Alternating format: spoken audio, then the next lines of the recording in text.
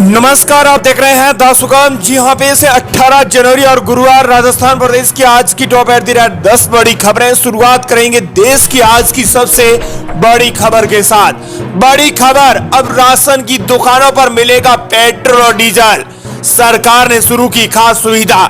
इस वक्त की अहम खबर आ रही है, सरकार के द्वारा राशन की दुकानों पर काफी तरह की सुविधाएं दी जा रही हैं। सरकार बहुत ही जल्द इन दुकानों और भी नई सुविधाओं को जोड़ने का प्रयास कर रही है और इसी बीच पेट्रोल और डीजल के लिए पेट्रोल पंप के चक्कर नहीं काटने होंगे। राशन की दुकानों में सस्ता पेट्रोल और डीजल और गैस सिलेंडर जैसे मिलेगा। इसके लिए सरकार जोर जोर से तैयारियां चल रही है।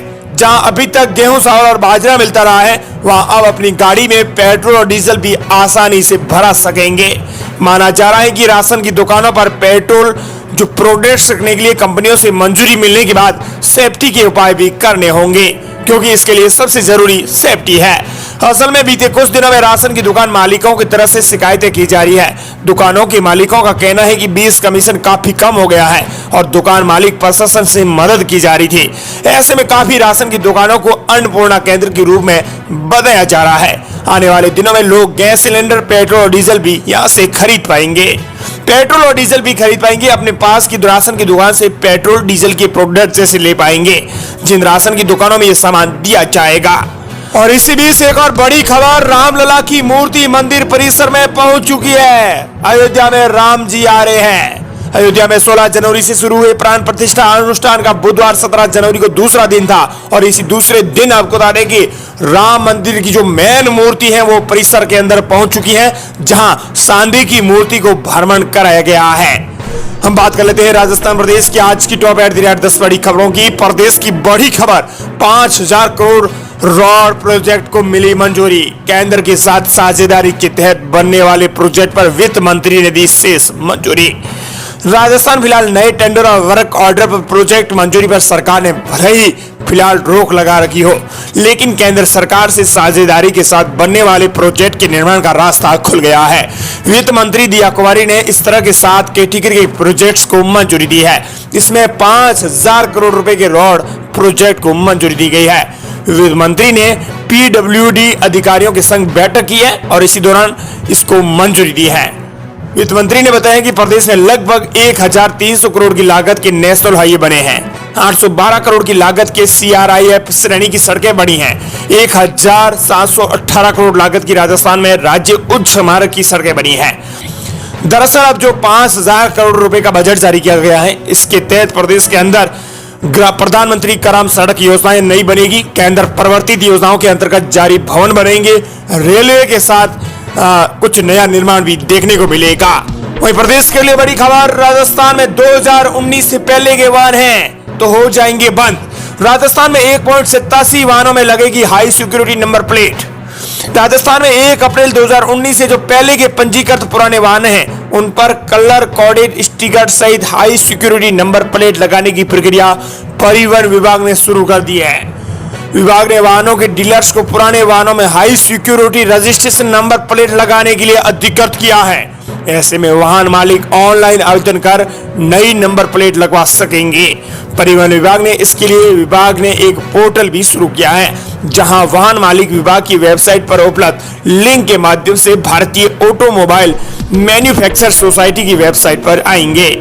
वहीं प्रदेश की अगली बड़ी खबर, केंद्रीय मंत्री बोले भजनलाल हमारे खास मित्र है। राजस्थान में कोयला संकट को लेकर दिल्ली पहुंचे सीएम भजनलाल। इस वक्त की बड़ी खबर आ रही है, राजस्थान में कोयला संकट हो गया है। राजस्थान में कोयले का संकट, बिजली गुल होने से पहले ही दिल्ली पहुंच गए सीएम भजनलाल शर्मा। प्रदेश में कोयले का संकट फिर से खड़ा हो गया है। प्रदेश की थर्मल पावर प्लांट्स की 23 में से 21 यूनिटों में विद्युत उत्पादन जारी है, लेकिन 10 यूनिटों में प्रतिदिन आ रही कोयले की खेप उसी दिन पूरी हो रही है। इसके चलते इन 10 यूनिटों के पास अगले दिन का कोई इंतजाम नहीं है। प्रदेश में कोयले के संकट से पहले ही सीएम भजनलाल दिल्ली पहुंच गए हैं। इसके चलते इन 10 यूनिटों के पास अगले दिन का कोई इंतजाम नहीं है, जिसके चलते सरकार की धड़कनें तेज हो गई है। और इसी बीच मुख्यमंत्री भजनलाल शर्मा ने कोयला केंद्रीय मंत्री से बात की है। उन्होंने कहा कि हमारे अच्छे मित्र भजनलाल हैं। मुलाकात के दौरान केंद्रीय कोयला मंत्री ने प्रदेश की बिजली की आवश्यकताओं को पूरा करने के निर्देश दिए हैं आवंटन के लिए हर संभव सहयोग करने की आश्वासन किया है। केंद्रीय मंत्री ने छत्तीसगढ़ के मुख्यमंत्री से बात करके फरसा कोल ब्लॉक से खनन करने में आ रही दिक्कतों का शीघ्र समाधान करने को कहा है। मुख्यमंत्री ने केंद्रीय कोयला मंत्री का ध्यान राजस्थान विद्युत उत्पादन निगम के बिजली घरों में कोयले की आवश्यकता की ओर बढ़ाया है।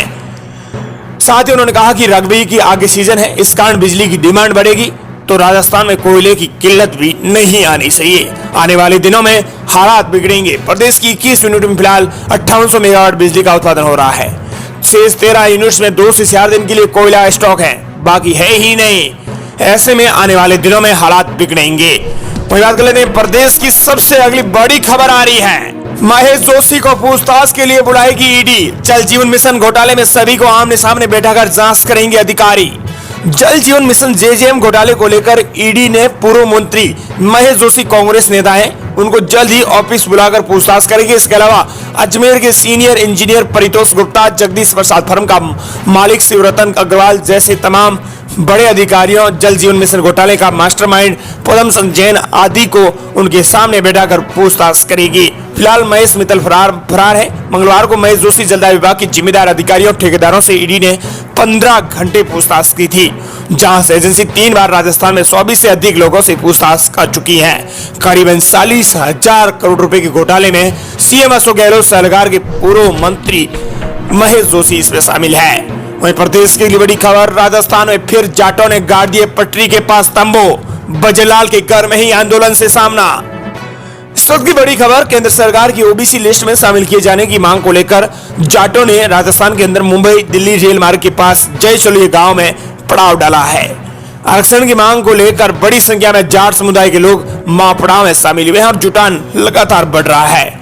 भारतपुर धौलपुर जाट आरक्षण संघर्ष समिति के अध्यक्ष का कहना है कि आंदोलन शांतिपूर्ण तरीके से शुरू हुआ है, लेकिन यदि सरकार ने नहीं सुनी तो आने वाले दिनों में रेलवे मार्ग और सड़कों को जाम कर दिया जाएगा। बड़ी संख्या के अंदर जाटों ने जाम लगाया है। वहीं प्रदेश के लिए बड़ी खबर, भजनलाल सरकार की पहली कैबिनेट बैठक आज। इसमें कई बड़े निर्णय। राजस्थान विधानसभा सत्र 19 जनवरी को शुरू होगा, यानी कल विधानसभा सत्र शुरू होने जा रहा है। इससे पहले राजस्थान सीएम भजनलाल शर्मा ने अपने कील कांटे मजबूत कर लिए हैं। भजनलाल सरकार पर पड़ी एक बड़ी अपडेट आ रही है। भजनलाल सरकार की पहली कैबिनेट बैठक आज विधानसभा सत्र शुरू होने से ठीक एक दिन पहले आज होने जा रही है। बैठक की तैयारियां चल रही है। कैबिनेट सचिवालय की ओर से बैठक के संबंध में नोटिस भी पहले जारी किया जा चुका है और मंत्रियों को भेजे जा रहे हैं। ये बैठक बेहद जरूरी है, इसमें कई बड़े फैसले लिए जाएंगे।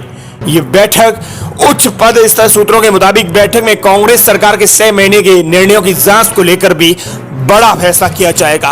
भजनलाल सरकार बने 1 महीना भी हो चुका है और इस 1 महीने में कैबिनेट की बैठक भी नहीं हुई है, जो आज होने जा रही है।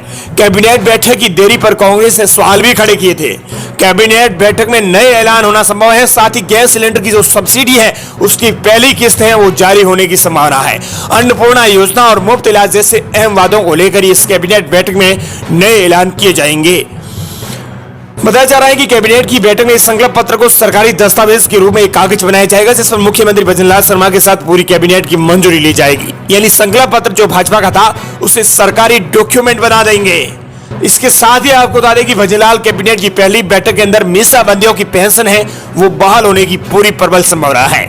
मुख्यमंत्री भजनलाल शर्मा की अध्यक्षता में होने वाली कैबिनेट की बैठक मुख्य रूप से चुनाव से पहले बीजेपी की ओर से जारी किए गए संकल्प पत्र को सरकारी दस्तावेज बनाने के साथ ही मीसाबंदियों की पेंशन बहाल की जा सकती है। वहीं प्रदेश की अगली बड़ी खबर पेट्रोल और डीजल के दामों को लेकर आ रही है। 10 रुपए तक सस्ता हो सकता है पेट्रोल और डीजल। एक साल में क्रूड ऑयल के दाम 15% तक गिरे। तेल कंपनियों का भी बड़ा मुनाफा। इस वक्त की बड़ी खबर पेट्रोल और डीजल के दामों को लेकर आ रही है। राजस्थान के अंदर इसे लेकर विरोध जारी हो गया है। पेट्रोल और डीजल के दामों को लेकर भारतीय ट्रेड यूनियन केंद्र की ओर से विरोध प्रदर्शन किया जा रहा है। इस विरोध प्रदर्शन के जरिए सीटू के प्रदेश अध्यक्ष भंवर सिंह ने कहा है कि उनकी पार्टी ने चुनाव में जनता से वादा किया था कि पेट्रोल और डीजल के दाम भाजपा सरकार बनने पर घटाए जाएंगे, क्योंकि राजस्थान में सबसे ज्यादा पेट्रोल और डीजल के दाम है और टैक्स भी यहाँ सबसे ज्यादा है। हमारी सरकार आएगी तो इसके दाम घटाए जाएंगे। इसे लेकर सीटू ने विरोध जरूर कर दिया है। और इसी बीच से एक और बड़ी खबर पेट्रोल और डीजल को लेकर आ रही है। पेट्रोल डीजल 10 रुपए तक सस्ता हो सकता है। इसके पीछे बड़ी वजह है क्योंकि क्रूड ऑयल के दामों में हमें अब तक 15% तक गिरावट हो चुकी है। तेल कंपनियों का मुनाफा भी बढ़ चुका है, लेकिन आम जनता का कोई मुनाफा नहीं बढ़ा है। सरकारी तेल कंपनियां अपनी तीसरी तिमाही के नतीजे जारी करने के बाद और लोकसभा चुनावों से पहले फरवरी में पेट्रोल और डीजल की कीमतें 10 रुपए तक घटा सकती है। इसका कारण है कच्चे तेल की कीमतों में एक साल के अंदर 15% तक गिरावट होना। वहीं प्रदेश की अगली बड़ी खबर, गर्भवती हैं तो 22 जनवरी को जन्मा ले अपना बच्चा। राजस्थान यूपी में हॉस्पिटल से हुए मुख्य ज्योतिष बोले रामलला की प्राण प्रतिष्ठा के दिन 84 सेकंड का शुभ मुहूर्त, जिसके दौरान जिसका भी बच्चा हुआ तो वो पराक्रमी होगा। अयोध्या में राम मंदिर की प्राण प्रतिष्ठा का दिन 22 जनवरी 2024 ऐसी तारीख है जिसे देश के इतिहास में हमेशा याद किया जाएगा। ज्योतिषियों के मुताबिक इस दिन 84 सेकंड का उत्तम योग है। इन 84 सेकंड के अंदर कोई जन्म लेता है तो वो बच्चा पराक्रमी होगा। यही कारण है कि प्रेग्नेंट महिलाएं चाहती है कि उनके घर में नन्हे मेहमान का आगमन इसी शुभ दिन हो। जिन महिलाओं की डिलीवरी 20 से 30 जनवरी के आसपास होनी है, उन्हें अब 22 जनवरी को सिजेरियन डिलीवरी कराने की तैयारियां चल रही है। राजस्थान, गुजरात, उत्तर प्रदेश समेत कई राज्यों में ये ट्रेंड सामने आया है। विशेषज्ञों के मुताबिक 22 जनवरी को जिन महिलाओं की डिलीवरी करवाई जाएगी वे पहले से ही डॉक्टरों की देखरेख में है। वहीं प्रदेश की अगली बड़ी खबर, नारी शक्ति वंदन अभियान से आधी आबादी को साधेगी बीजेपी। सरपंच से लेकर केंद्रीय मंत्री तक की होगी भागीदारी। लोकसभा चुनाव से पहले बीजेपी नारी शक्ति अभियान के जरिए प्रदेश की आधी आबादी को साधने का काम करेगी। इसके लिए बीजेपी कार्यालय में एक दिवसीय कार्यशाला आयोजित की गई है, जिसमें आपको बता दें कि सरपंच से लेकर केंद्रीय मंत्री तक की भागीदारी अहम होगी और सत्ता और संगठन मिलकर अभियान को सफल बनाएंगे। अगर आपके घर पर भी कोई नारियां आए, बीजेपी की नेताएं आए, तो आप जरूर देखें, वो सरपंच से लेकर केंद्रीय मंत्री तक आपके घर आ सकते हैं, उनकी भागीदारी रह सकती है, क्योंकि नारी शक्ति वंदन अभियान के तहत आधी आबादी को साधने का टारगेट अब बीजेपी ने बना लिया है। वहीं प्रदेश के लिए बड़ी खबर, आरएलपी प्रमुख हनुमान बेनीवाल ने किया सर्वदलीय बैठक के बहिष्कार करने का फैसला। कैबिनेट बैठक में नहीं जाएंगे हनुमान बेनीवाल। भाजपा के प्रदेश अध्यक्ष सीपी जोशी ने प्रेस वार्ता करके कहा था कि भाजपा की सरकार बनेगी तो आरपीएससी को भंग करेंगे, लेकिन अभी तक वो नहीं हुआ। तो बेनीवाल ने स्पष्ट तौर पर सर्वदलीय बैठक में जाने से इनकार कर दिया है। बेनीवाल ने कहा है कि युवाओं की मांग को अभी तक इन्होंने स्वीकार नहीं किया है। बाबूलाल कटारा और पेपर लीक के मामले में गिरफ्तार करके जेल में डाला, वो आज भी आरपीएससी का सदस्य है और वेबसाइट पर भी उसका सदस्य होना दर्शाया जा रहा है। वहीं प्रदेश की ये थी आज की टॉप 10 बड़ी खबरें। मिलते हैं नई तमाम बड़ी खबरों के